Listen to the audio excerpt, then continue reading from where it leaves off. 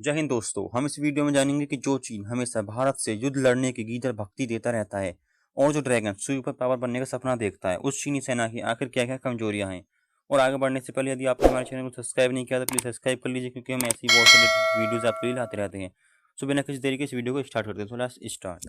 दोस्तों, चीन की सेना कितनी भी दावे कर ले, परंतु उसकी ताकत एक भ्रम है। इस भ्रम को तोड़ने वाले कुछ सत्य आज हम आपको बताने जा रहे हैं, क्योंकि आपको चीन की सेना के बारे में और चीन के बारे में अब तक बहुत सारी गलत जानकारियां दी गई हैं। अब तक जो आपने फेसबुक, इंस्टाग्राम और सोशल मीडिया पर जो वीडियोस और फोटोज़ देखे हैं, जिससे कि आपको लगता है कि चीन की सेना बहुत ताकतवर है और उसे हम कभी हरा नहीं सकते।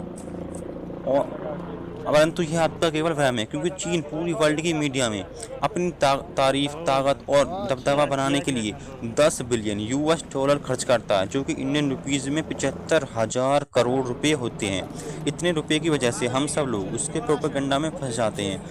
तो इसी भ्रम को तोड़ने के लिए आज हम आपको चीन के कुछ कड़वे सत्य यानी वीकनेस बताते हैं। फर्स्ट पॉइंट, चीन जिन सैनिकों के दम पर भारत के खिलाफ युद्ध छेड़ने की धमकियां देता है, असलियत में वो भारत से जंग के लिए तैयार ही नहीं है। कुछ चीन की सेना ने यह माना है कि उसके 20% सैनिक युद्ध लड़ने के लिए फिट नहीं है, यानी 20% सैनिक मोटापे से ग्रस्त हैं और 25% चीनी सैनिक शराब के आदी हो चुके हैं।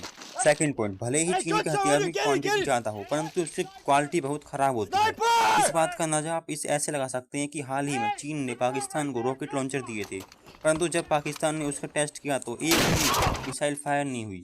और चीन अपने हथियारों का जखीरा बड़ा करने के लिए किसी भी हथियार को रिटायर नहीं करता, परंतु भारत क्वांटिटी पर भरोसा नहीं करता, भारत क्वालिटी पर भरोसा करता है, जिसका सबूत है भारत के बेहद ही घातक हथियार राफेल, अपाचे हेलीकॉप्टर और T-90 टैंक्स। थर्ड पॉइंट, जो चीन की सेना है उसे लिबरेशन आर्मी कहा जाता है, परंतु वह लिबरेशन आर्मी नहीं, वह तो सप्रेशन आर्मी है, जो खुद बहुत ही दबे हुए हैं। और चीनी सैनिकों को मनोवैज्ञानिक समस्याएं भी बहुत होती हैं, जिसकी वजह से चीन की सेना में हर यूनिट में काउंसलिंग सेशन किए जाते हैं, जिससे कि चीनियों की काउंसलिंग की जा सके, क्योंकि ये डिप्रेशन में चले जाते हैं और ये मानसिक रूप से भी बहुत फिट नहीं रहते। फोर्थ पॉइंट, चीन की सेना किसी भी देश के साथ युद्धाभ्यास नहीं करती, क्योंकि उसे पता है कि यदि वह युद्धाभ्यास करेगा तो उसके नुकल हथियारों के जखीरा का राज उजागर हो जाएगा।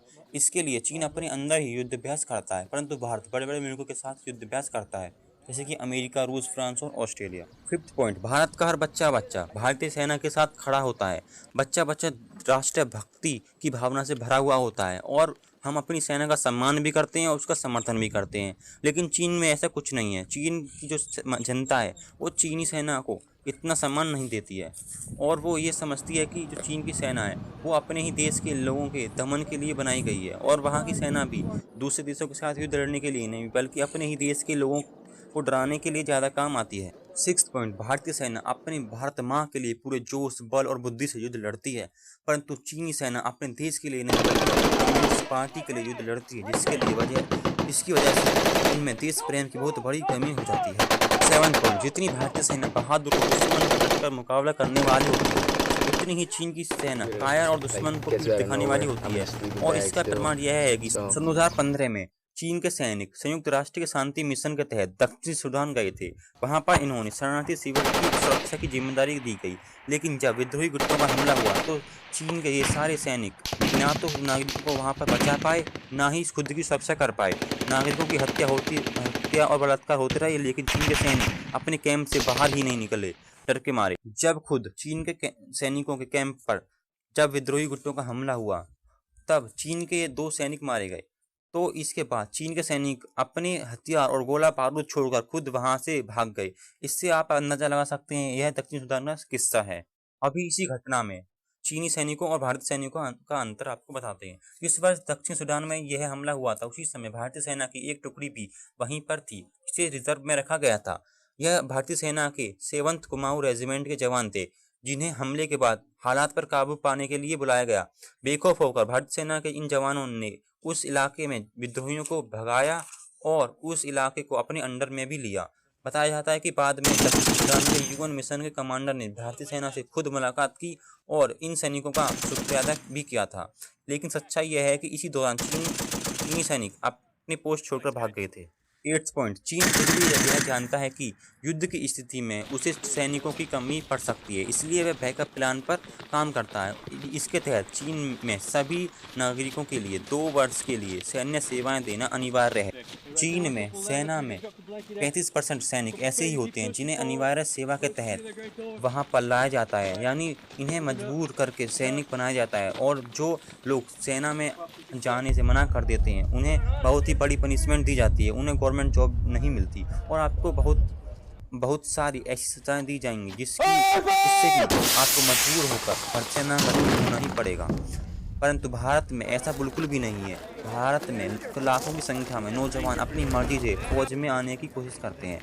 उनमें से कुछ हजार नौजवान ही भारतीय सेना में भर्ती हो पाते हैं, जिससे कि भारतीय सैनिक अपने पूरे मन क्रम वचन के साथ देश की सेवा करते हैं। 9th पॉइंट, चीन में वर्ष 1979 से सन 2015 तक वन चाइल्ड पॉलिसी लागू थी, जिसकी वजह से चीन के ज्यादातर सैनिक अपने माता पिता के इकलौते संतान हैं। ऐसे में मुमकिन है कि युद्ध की स्थिति में चीन के ये सैनिक देश से पहले अपने परिवार के बारे में सोचेंगे और ये वो इकलौती संतान है जिन्हें जिनके माँ बाप ने बड़े ही नाजों से पाला है और ये शक्ति के आदि नहीं है, ये मुश्किल जीवन के भी आदि नहीं है।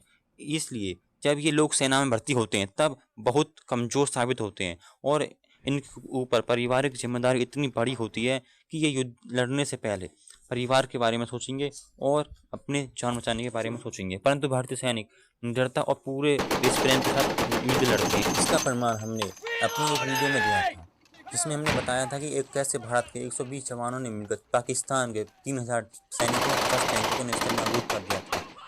लिंक डिस्क्रिप्शन में आप वीडियो को देख सकते हैं। 10th पॉइंट, चीन की सेना की सबसे बड़ी कमजोरी यह है कि उसने 41 साल पहले आखिरी बार युद्ध लड़ा था, यानी ये जो आर्मी है चीन की, ये आउट ऑफ प्रैक्टिस है। वर्ष 1979 में वियतनाम के हाथों हार का सामना करना पड़ा था, यानी जो इन्होंने वो लड़ा भी था उसमें भी हार गए। इसके बाद से ना तो कोई युद्ध लड़ा है और ना ही कोई जीता है। इस हिसाब से चीन की सेना में अब शायद ही कोई जवान या कोई अधिकारी ऐसा बचा हो जिसे युद्ध लड़ने का एक घंटे का या एक दिन का भी अनुभव, जानी बिल्कुल अनुभवहीन सेना है। जबकि भारत ने करीब 21 वर्ष पहले कारगिल युद्ध में पाकिस्तान को धूल चटाई थी। भारतीय सेना को दुश्मन के घर में घुसकर सर्जिकल स्ट्राइक, एयर स्ट्राइक करने का भी अनुभव है। और आपने यह भी देखा होगा कि भारत में बहुत सारे मोर्चे हर समय खुले रहते हैं। भारतीय सेना 24 घंटे 365 दिन आतंकवादियों से संघर्ष करती है और हमारे बहुत सारे बॉर्डर्स खुले हुए होते हैं। पाकिस्तान के साथ हमारी लगातार कुछ न कुछ सीमाओं पर हमारी लड़ाई चलती रहती है। हमारे अंदर आपने देखा होगा कि कभी माओवादी होते हैं और कभी नक्सलाइट होते हैं। अगर आप नॉर्थ ईस्ट में जाएं तो वहाँ भी कुछ न कुछ एक्शन चलता रहता है, यानी हमारी जो सेना है वो लगातार कॉम्पैक्ट के मोड में रहती है। आई होप आप समझ गए होंगे कि चीन को हराना नामुमकिन नहीं है। Thanks for supporting us. जय हिंद, जय भारत।